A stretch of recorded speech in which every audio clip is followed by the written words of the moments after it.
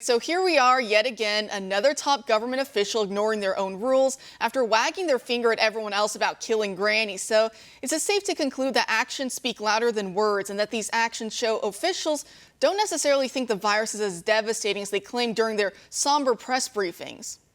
Yeah, shocking. A politician's rhetoric does not match their actions, but that's exactly what's happening. The phrase "rules are for thee, but not for me." There are so many examples now; it's hard to keep track. And Governor Newsom has shown again and again that he does not really take this as seriously as the mandates that have quashed his people underfoot and knee.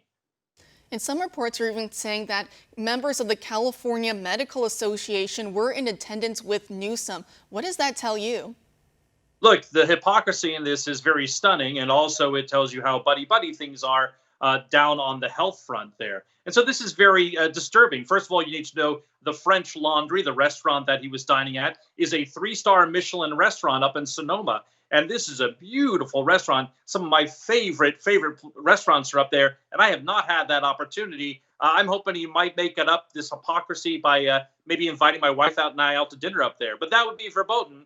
Of course, I was looking very scrutinizingly at the photos to see if did they put their masks on in between bites. I'm not certain. Exactly. That's what he tells all of us to do. I think he even tweeted that out before these videos were released, which again goes back to this whole idea of hypocrisy. But when it comes to these face masks, there was this Danish study that went into depth studying a few thousand people who either wore masks or who did not wear masks. And it took a while for the study to be actually published, and it recently just did get published. What can you tell us about those results? Yeah, it's a very prominent study in that it entailed 6,000 individuals. Half of them received masks, were told to wear them. Half of them did not. They came back to find the findings, and between 40 and 50 people in each group came down with coronavirus as it was. And so statistically speaking, there was no difference to wearing a mask as far as it protecting you. And recently, shockingly, in the last week, the CDC made the assertion that masks can indeed protect you. What this study, actual science, not models, not simulations. This is an actual scientific test with an unblinded but controlled group. And you come to find out masks really have no effect as far as protecting you, the wearer.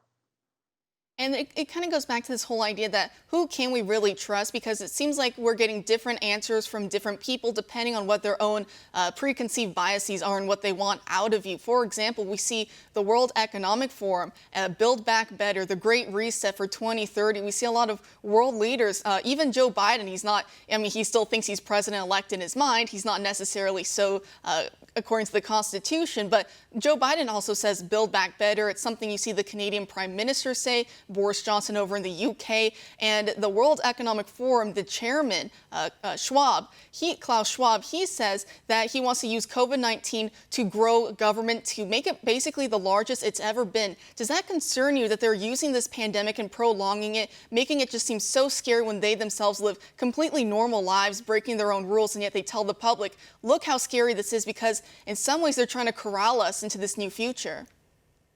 Yeah, as the old rule from Alinsky goes, never let a good opportunity go to waste, a good crisis there.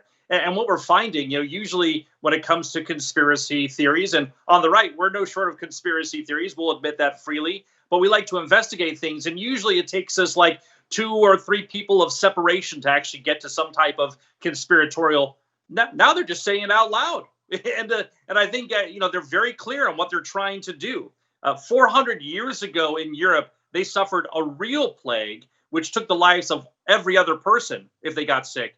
And what happened there is other people came to fill the void, the medieval equivalent of contact tracers and health directors. And they made quite a living off of that. They would, for example, take a little money under the table to make sure that body got taken out of your house in a timely fashion. And if it didn't, it stood there for a while. We see the same thing happening here. A lot of grifting, a lot of people making use of their connections to policy. California medical directors sitting and dining in Sonoma at a 3-star Michelin restaurant with the governor and his wife with no masks indoors.